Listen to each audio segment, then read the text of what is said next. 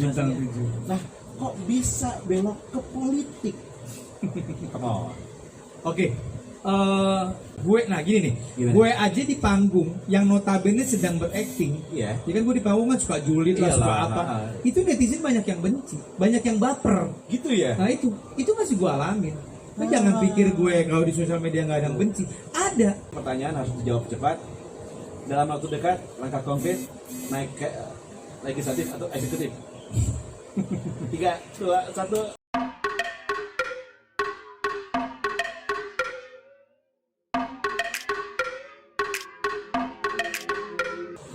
Kakak Ramzi, Yes, Kang. ini kita masuk ke satu acara namanya Repot. Repot. Apa itu panjangnya? Restorasi podcast. Restorasi kok. Dan kita terbiasa membuka Repot ini dengan gimmick 3, 2, 1 tepuk tangan sekali. Oh. Oke, kita mulai ya. 3, 2, 1. Kira-kira buat apa kira-kira? Apanya itu? Barusan gimmick itu kira-kira buat apa? Ini nggak bisa nebak nggak? Tepuk tangan cukup sekali aja. Nah, oh gitu ya. Enggak sih, buat gampang editnya. Oh iya benar. Kakak Ramzi, Ya Kang. kita udah pernah ketemu loh. Gimana kayaknya lupa gitu lah. Memang udah sekitar 12 tahun yang lalu. Oh iya, gimana? Kita ketemu di Panasonic World 2009. Oh oke. Tapi memang waktu itu Kakak Ramzi juga sebagai salah satu nominator. Hmm. Dan memang itu lagi masa-masa keemasan Kakak Ramzi ya gitu ya. Ya alhamdulillah. Gila kan bener lah. Dan juga menyabet aktor pendukung terbaik di FFB juga. Festival Film Bandung Film itu Bandung. saya dapat 3 piala. 3 piala ini apa itu? 2005 itu peran pembantu terpuji Iya, iya. dari sinetron Titipan Ilahi waktu itu. Itu Tiffany Ilahi betul. Terus 2010 dapat dari sinetron Mamat Pasar Jangkrik, sinetron anak-anak. Ah, iya. Itu peran pembantu terpuji juga. Yang membanggakan di tahun 2013 Yaitu? saya meranin sinetron Ustadz Fotokopi. Oke. Waktu itu saya dapat peran utama terpuji. Waktu itu untuk filmnya Reza Rahardian, untuk sinetronnya saya. Festival Film. Artinya nih, saya baca sebuah artikel dari sisi karir apalagi sih yang dikejar, artinya film jalan, sinetron, terus hasilnya pialanya juga kemana-mana. Oke. Gitu ya, MC you know lah, sekarang aja kejar-kejar mau live jam 3 berangkat. Kemudian iklan Ya, alhamdulillah. masih kan yang masuk angin tuh Bejo. Bintang 7. Nah, kok bisa belok ke politik? Oh. Oke. Kita ngukur diri ya Kang ya. Gitu. Gimana? Ya alhamdulillah hasil dari kerja keras dari zaman dulu sampai sekarang. Alhamdulillah Allah masih memberikan rezeki, masih memberikan kepercayaan Yes. lewat TV, lewat pihak-pihak yang lainnya. Dan sampai sekarang walaupun persaingan di dunia entertain itu tahu sendiri kan, Banget. begitu sengitnya, hampir Banget. setiap hari pendatang-pendatang baru banyak. Yes. Dan alhamdulillah saya masih bisa bertahan. Iya. Gue tipe orang yang nggak mau ngoyo. Iya. Ya. Maksudnya nggak mau ngoyo dengan kondisi sekarang, dengan dengan ya tahu sendiri kan. Sekarang mudah sekali untuk menjadi orang terkenal. Banget. Lewat Instagram bisa, Ya. lewat YouTube bisa. Nah, Mau dia prestasi, mau sensasi, pokoknya udah ditelan semua sama penonton. banget. Semua itu. Tanpa filter ya. Iya. Banget ya. Yang paling terpenting dia viral. Nah itu juga jadi bahan renungan gue gitu, maksudnya bukan ancaman sih, karena gue yakin semua rezeki Allah sudah ada. Gitu. Yang paling terpenting yang sampai sekarang gue masih jaga, kita bisa komit. Ya. Nah alhamdulillah sampai sekarang gue masih bisa komit. Kalau gue ngebahasain diri gue ini, ya gue masih jadi orang TV. Gue masih pemain sinetron walaupun udah 2-3 tahun belakangan ini fokus ke pos. Film setahun suka ada 1. Terus itu udah cukup menurut gue, dan gue masih mempertahankan itu. Udah nggak mau ngoyo lagi, ambil kanan kiri depan belakang. Nah kalau pertanyaannya tadi kenapa akhirnya tertarik sama dunia politik, gue ingin berusaha untuk keluar dari zona itu. Oh, Jadi kalau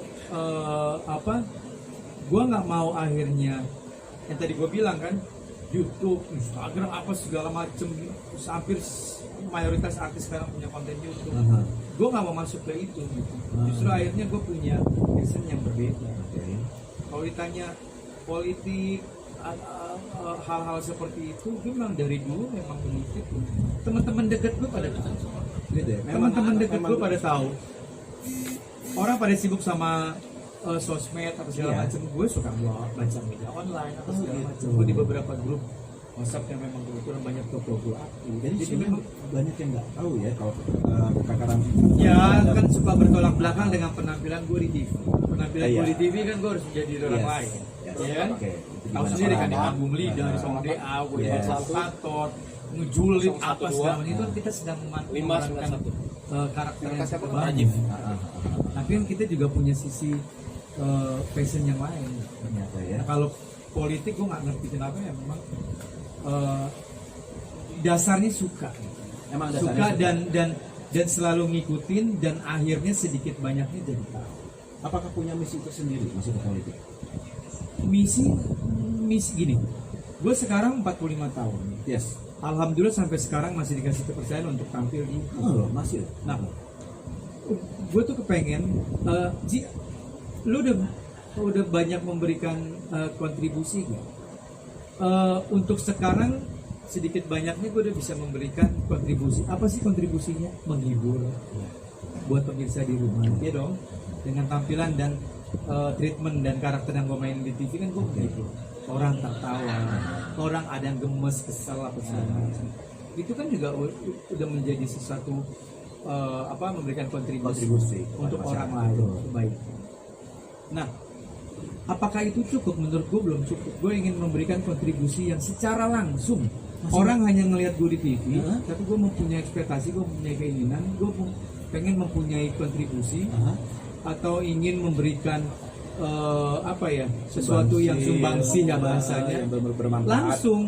Jadi gue bisa dirasakan. ketemu orang langsung, bisa gue jabat Oke. tangannya, bisa gue rangkul pundaknya. Kalau anak-anak gue bisa lus palanya.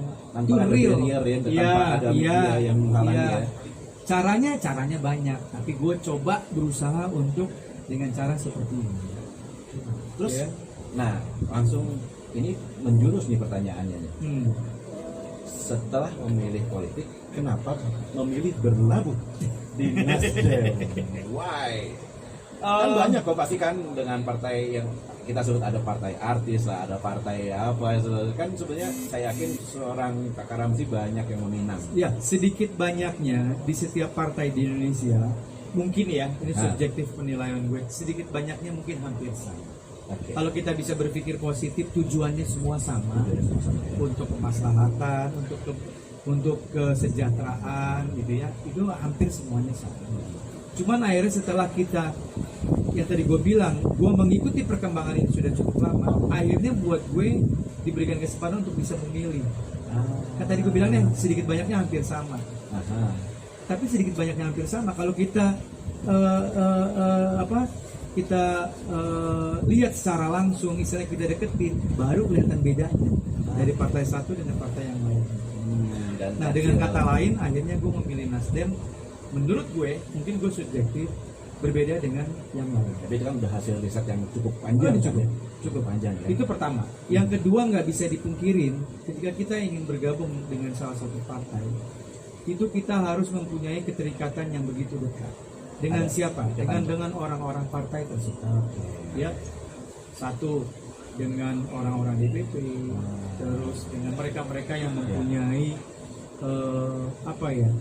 mempunyai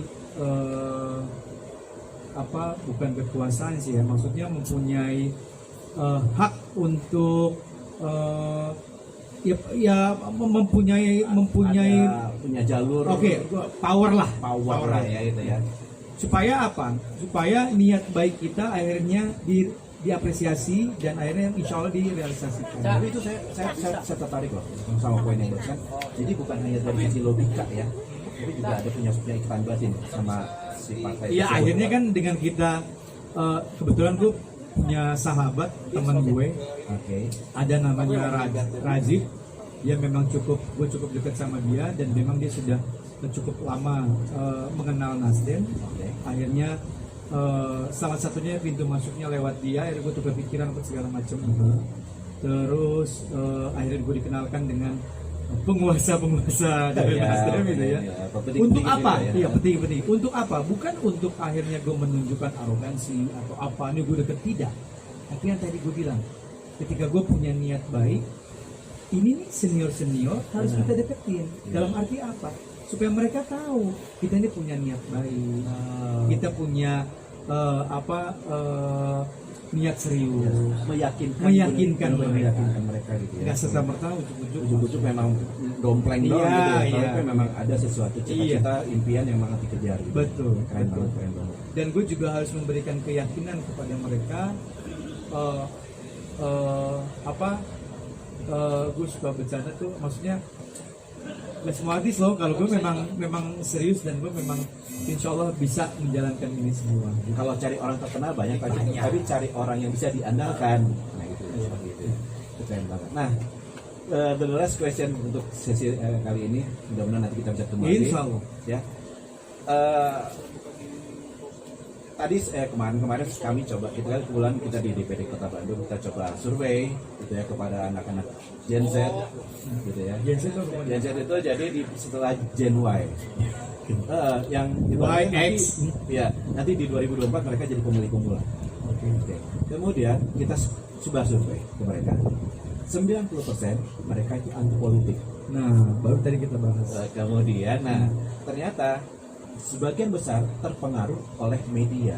Nah, sebagai seorang yang sering tampil di media dan menghibur juga, sebenarnya pendidikan politik yang pasti itu seperti apa sih buat mereka? Sebenarnya nggak bisa dipungkirin, mereka akhirnya jadi apatis, jadi males, ya karena kelakuan dari orang-orang partai itu gitu ya. Ya nggak bisa dipungkirin. Nah, kemarin kan Pilpres 2019 kan sangat panas gitu. Banget. Apapun akhirnya dilakukan gitu. Nah, mungkin akhirnya sebagian adik-adik kita, teman-teman kita, saudara-saudara kita akhirnya pusing lah gitu ya. Atau mungkin salah framing media. Framing media kan punya kepentingan juga masing-masing. Betul. Gitu kan. Iya. Ya, sesuai dengan kepentingan mereka, dia framing sesuai dengan keinginan mereka gitu ya. Pasti ada muatan juga kan ya? Iya. Sebenarnya kalau di politik kan itu sah-sah aja gitu. Yes. Cuman akhirnya ini yang menjadi PR bersama juga gitu. Nah, makanya tadi gue bilang, setelah akhirnya gue lebih mengenal, belum jauh sih ya, paling ini masih tahapan awal gue mengenal Partai Nasdem ini, akhirnya sedikit banyaknya seharusnya stigma atau pemikiran dari teman-teman di luar sana yang politik itu jahat, sebenarnya sih enggak loh. Iya, tidak lah. Sebenarnya enggak. Mungkin bukan partai politik, mungkin lebih ke oknumnya. Oknum ya? Iya, karena memang nggak bisa dipungkirin juga senior kalau dia melakukan ya kayak wawancara atau diskusi di TV, akhirnya kan suka kebablasan gitu kan. Nah gini nih, gue aja di panggung yang notabene sedang berakting, ya kan gue di panggung kan suka julid lah, suka apa, itu netizen banyak yang benci, banyak yang baper gitu ya. Nah itu masih gue alamin. Lu jangan pikir gue kalau di sosial media nggak ada yang benci, ada hater bunyi ya, bunyi, tapi buat gue nya prestasi, berarti gue memainkan karakter dan peran itu berhasil. Tapi bertolak belakang sama mereka yang berbicara politik, ketika akhirnya menjelekkan orang, subjektif apa segala macam, orang kan akhirnya jadi gitu. Tapi mungkin akhirnya ya buat teman-teman di luar sana, terutama adik-adik milenial, justru sebaliknya, ini tangan-tangan kalian. Di tangan-tangan kalian nanti arah bangsa itu akan dipegang gitu. Iya. Seharusnya kalian tuh enggak jangan anti. Karena kalau kita taruh lah ya, misalnya 10 anak milenial, gue yakin 4 atau mungkin 50%, 5-nya itu akan menjadi seseorang. Harusnya ya. Harusnya ya. Nggak, jangan sampai ada 10-10 jadi belangsak, nggak mungkin kan. Benar. Harus ada kan. Apapun profesinya gitu. Nah, untuk menuju kayak gitu, langkah apa yang mereka harus punya? Ya jangan apatis, harus cari tahu, harus banyak. Iya, jangan akhirnya jadi dipukul rata. Oh, politik jahat. Ya enggak gitu. Mungkin akhirnya oknum yang akhirnya memberikan kesan politik itu Ya sebenarnya kan kalau politik itu kan berbicara merebut kekuasaan. Iya. Ya sama aja kalau kita kan kayak kita naksir sama satu cowok atau satu cewek ada itu kan kita juga bermanuver kan untuk mendapatkan apa yang kita suka. Itu sih part of game lah ya. Iya, abis itu kan udah kelar. Nah, satu hal lagi yang perlu teman-teman tahu, kalau di politik itu terlihat di luar di permukaan mereka berantem, mereka sinis, apa segala macam itu menjelekan satu sama lain. Jangan salah loh. Setelah itu akhirnya mereka nggak ada masalah pribadi. Semua duduk bareng, makan bareng, tertawa bareng, bahkan kan udah kelihatan. Kemarin heboh Pilpres 2019. Allahu Akbar, lu apa nggak membela umat apa segala macam. Lihat hasilnya sekarang. Satu kabinet loh. Alhamdulillah, itu politik. Itu politik ya. Itu politik. Oke, Kak Ramzi, makasih banget waktu tapi closing aja nih, pertanyaan harus dijawab cepat. Dalam waktu dekat, langkah konkret naik ke legislatif atau eksekutif? 3, 2, 1. Masih panjang. Masih panjang. Gila udah mulai luas nih. Iya. Sebagai seorang politisi jawabannya sudah bisa berdiplomasi dengan Masih luas. panjang. Masih panjang. Itu nanti hasil akhir. Hasil awalnya itu ya kita berteman banyak. Oke. Ya kan? Kalau Belajar banyak dari belajar senior. banyak betul. Betul. Oke, Kak Thank you, Kang. Thank you banget loh. Siap. Kita udah bisa ketemu lagi di sini dan mudah-mudahan nggak bosan, nggak kapok, kita ketemu lagi. Oke. Ngobrol lagi lebih dalam lagi. Terima kasih Pak Victor. Victor dulu. Thank you ya, thank you ya. 3, 2, 1. Ya. Nyamuk. Nyamuk. Thank you ya.